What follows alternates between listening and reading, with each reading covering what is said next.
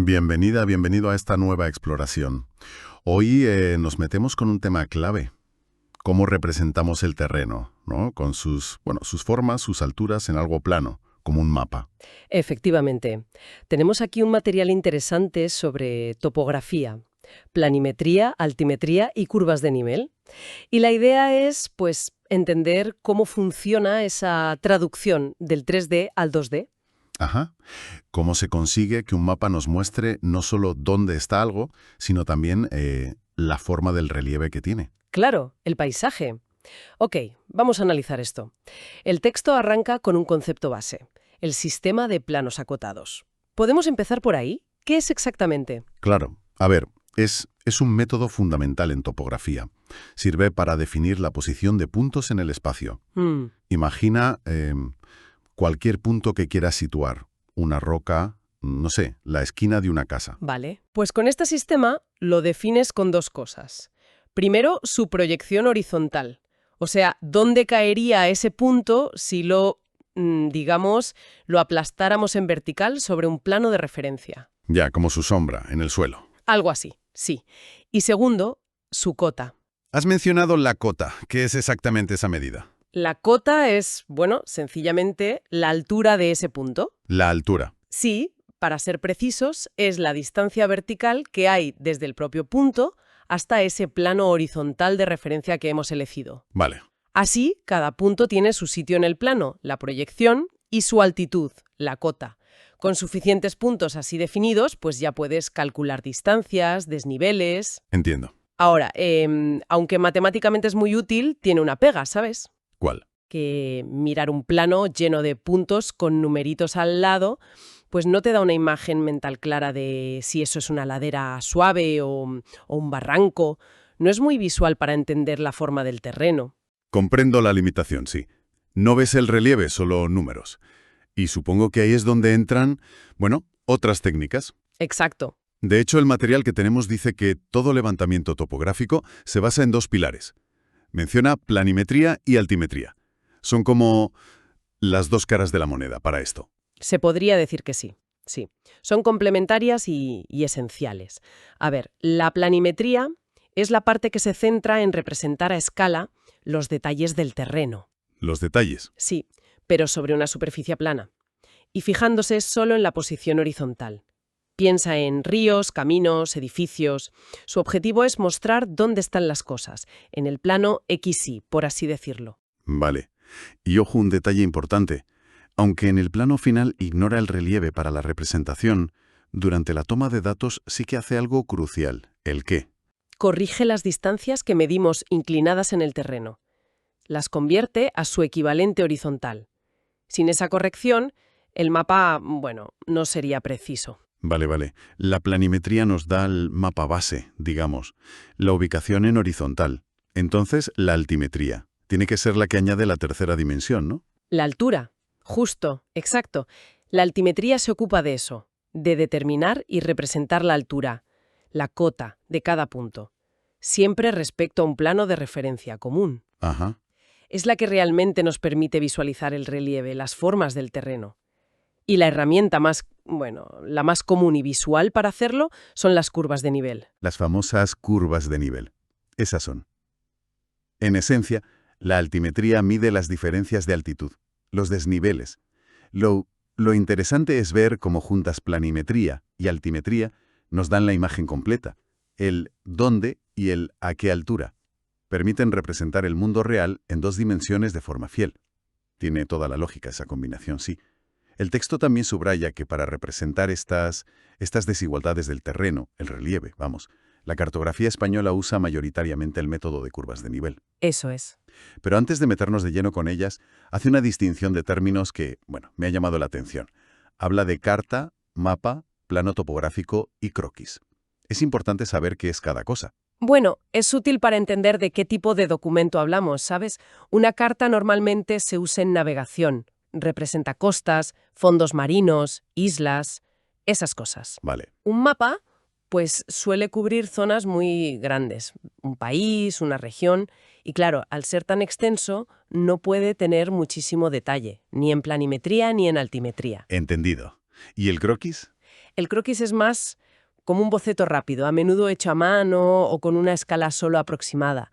Sirve para tener una idea general, pero no para medir con precisión. Ajá. Y luego está el plano topográfico. Ese es el importante para lo que hablamos hoy. Es la representación detallada de una zona más pequeña. Ahí sí se busca precisión, tanto en los elementos del plano como, sobre todo, en las formas del terreno usando la altimetría, y típicamente con curvas de nivel. Perfecto. Nos centramos entonces en el plano topográfico. Y aquí llegamos al meollo, creo yo. Las curvas de nivel. Venga, ¿qué son exactamente? ¿Cómo consiguen dibujar una montaña en un papel? Pues mira, una curva de niveles es, en esencia, una línea. Una línea que dibujamos en el plano, ¿vale? Pero que representa una línea imaginaria en el terreno real. Una línea imaginaria, ¿con qué característica? Pues que une todos los puntos del terreno que están exactamente a la misma altitud, a la misma cota sobre el nivel de referencia. Imagina que caminas por la ladera de una montaña, pero sin subir ni bajar nada. Manteniendo la altura constante. Exacto. Estarías siguiendo, sin saberlo quizás, una curva de nivel. Vale, une puntos de igual altura. Pero, ¿cómo se decide qué curvas dibujar y cómo se generan para el mapa? A ver, la forma clásica de visualizarlo, y yo creo que ayuda bastante, es imaginar que cortamos el terreno. Cortamos. Sí, como con planos horizontales, perfectamente horizontales y paralelos entre sí, como si fueran lonchas, separados por una distancia vertical constante, por ejemplo, cada 5 metros. Vale, como una pila de láminas invisibles atravesando la montaña. Eso es. Pues la línea que se forma donde cada uno de esos planos corta la superficie del terreno. Esa línea es la que luego se proyecta en vertical sobre el plano del mapa. Y se dibuja. Esa línea dibujada es la curva de nivel. La imagen de los cortes ayuda mucho, sí. Has mencionado una distancia vertical constante entre esos planos. Eso tiene un nombre técnico. Sí, y es fundamental.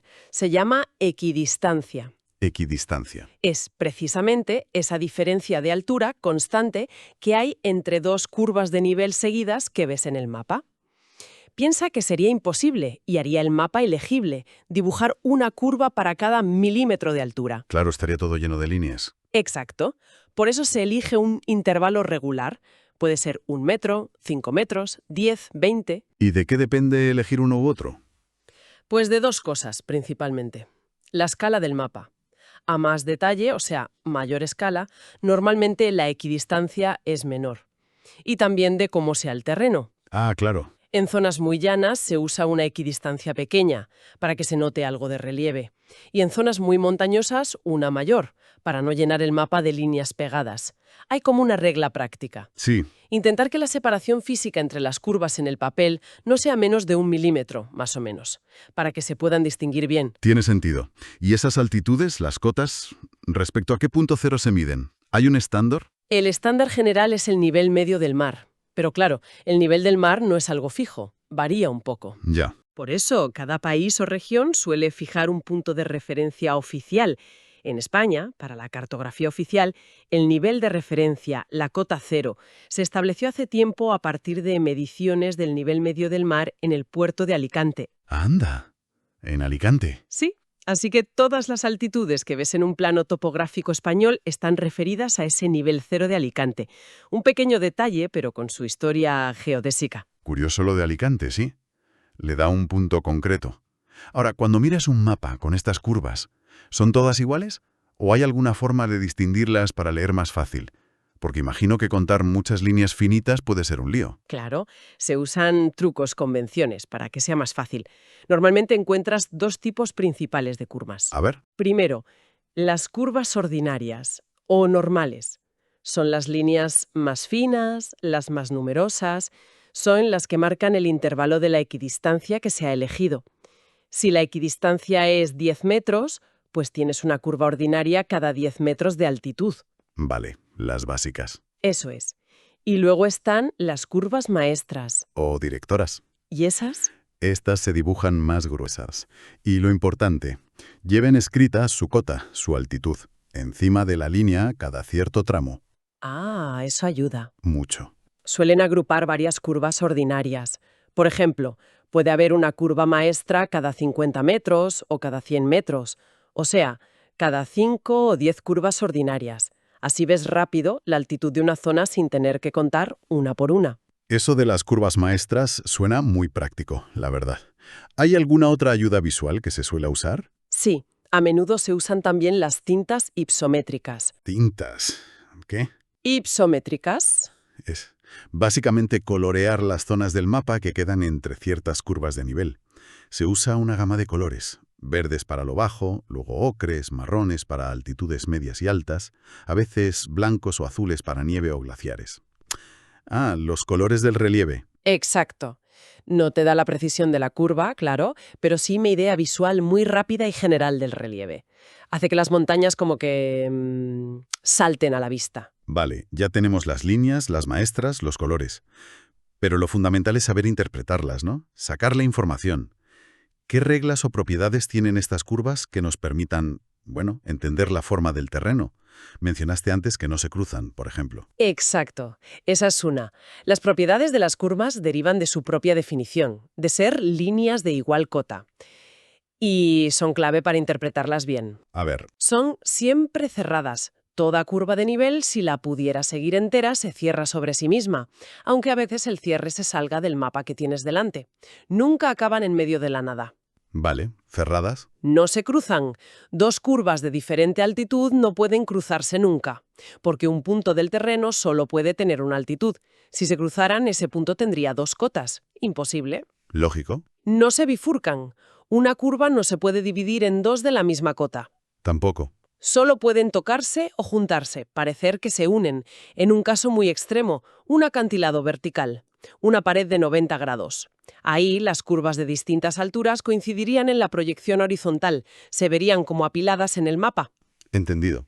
¿Alguna más? Sí, una quinta que es una suposición clave para poder trabajar con ellas. ¿Ah, sí? Se asume que la pendiente del terreno es constante entre dos curvas de nivel seguidas. Hombre, eso suena a simplificación. Lo es, lo es. Sabemos que la realidad siempre tiene pequeñas variaciones, ¿no? Bache, rocas. Pero es una aproximación necesaria para poder leer la inclinación fijándonos en cómo de separadas están las curvas. Ya. Y claro, esta simplificación, pues, tiene sus consecuencias, sobre todo si analizas cosas muy sensibles a esas pequeñas variaciones del terreno. Esta última propiedad, la de la pendiente uniforme, es interesante porque se reconoce que es una aproximación. Pero bueno, aceptando estas reglas, ¿cómo las usamos para ver si estamos mirando una colina, un valle o algo más complicado? Pues ahí está la clave de leer el relieve. Hay que fijarse en la forma de las curvas, si se cierran y qué cotas tienen. Vale. Si ves curvas de menor cota que rodean a curvas de mayor cota, eso es un saliente. Una colina, una montaña. La curva de más valor estará en el centro, la cima. Ajá. Si es al revés, curvas de mayor cota rodeando a las de menor cota. Eso es un entrante. Un valle, una vaguada. El fondo del valle suele tener curvas en forma de U o V que apuntan hacia las cotas más altas. Vale. Saliente y entrante.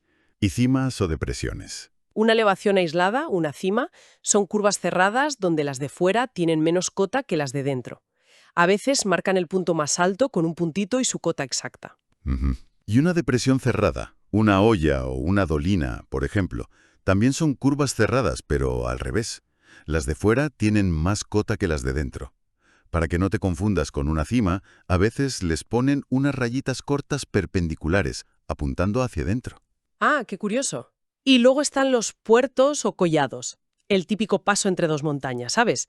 Se ven como una forma de silla de montar en las curvas. Ya veo. Y siempre, siempre hay que tener en mente la equidistancia numérica. Ese valor fijo de diferencia de altura entre curvas. Es lo que te da la escala vertical. Parece que con esas pautas ya se puede empezar a leer el paisaje 3D en el plano. Ahora, muchas veces no basta con saber la forma. Necesitamos saber cómo de inclinado está. Cuantificarlo. ¿Cómo se define y se calcula la pendiente a partir del mapa? La pendiente es justo eso, sí, la medida de la inclinación. Se define como la relación que hay entre el desnivel vertical, entre dos puntos, y la distancia horizontal que los separa. Vale. Y normalmente se expresa en tanto por ciento, en porcentaje. Una pendiente del 10%, por ejemplo, significa que por cada 100 metros que avanzas en horizontal, subes o bajas 10 metros en vertical. ¿Y cómo la calculamos con el mapa y las curvas? Pues hay una fórmula sencilla. P es igual a Z de 100. A ver, despacio. P es la pendiente. En porcentaje sí. Z es el desnivel vertical entre los dos puntos que estás mirando. La diferencia de altura. Eso es. Lo calculas restando cotas o viendo la diferencia de altura entre las curvas de nivel que pasan por los puntos.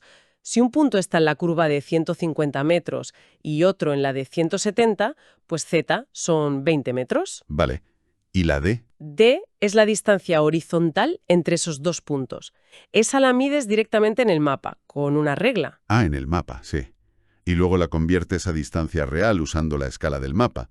Si la escala es, no sé, 1/25.000, pues 1 centímetro en el mapa son 25.000 centímetros reales, o sea, 250 metros. El material que tenemos ponía un ejemplo práctico, ¿verdad? Sí, uno sencillo para que se vea claro. Pone un caso donde el desnivel Z entre dos puntos es de 24 metros. 24 metros de diferencia de altura. Exacto.